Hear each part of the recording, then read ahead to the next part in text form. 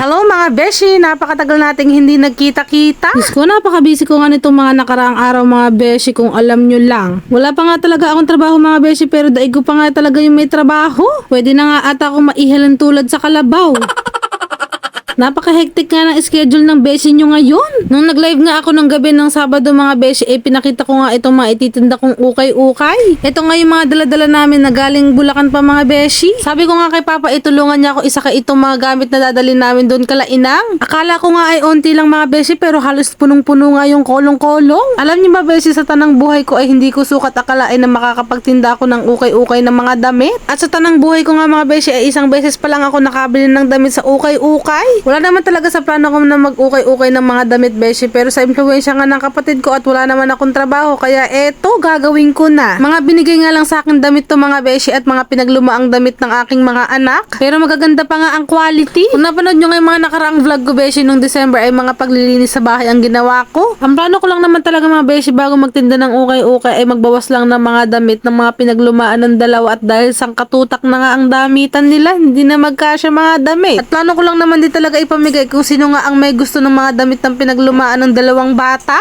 At ang sabi nga sa akin ng kapatid ko at ng nanay ko ay wag ko na daw ipagpamigay at ibenta ko na lang, gawin kong ukay-ukay. Total wala naman daw akong trabaho at nasa bahay lang at wala ding pera. Ayan, go for the go!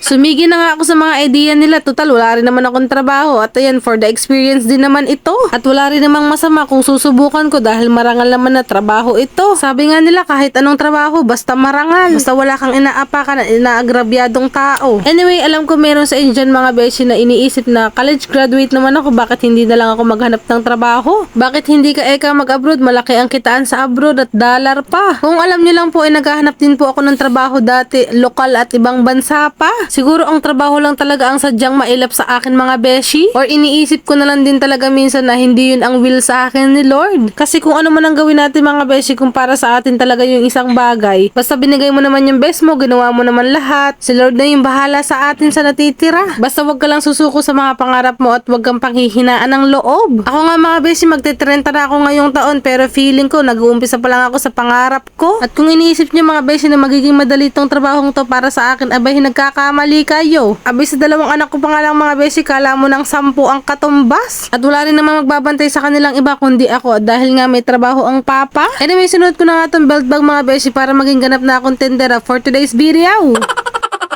Kita nyo naman yung dalawang bata sa likod ko mga beshi, abot ang parit-parito. Dito ko nga pala naisipang magtinda mga beshi sa harap ng bahay nila Inang. Tabing kalsada nga lang ito mga beshi at may katabing water refilling station. Medyo hassle nga lang at medyo delikado nga mga beshi dahil may dalawa nga akong anak na makukulit. Sa mga hindi pa nga nakakaalam at sa mga hindi pa nakakapanood ng mga dati kong vlogs mga beshi, sinabi ko nga na dito kami nanirahan ni Papa nung bago-bago pa lang kami. At dito rin nga kami tumutuloy nung pagka nagbabakasyon galing Bulacan.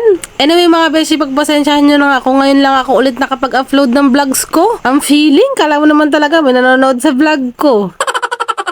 Sa mga sumusubaybay nga sa akin dyan mga beshi, kahit hindi kayo nagpaparamdam, nararamdaman ko naman kayo.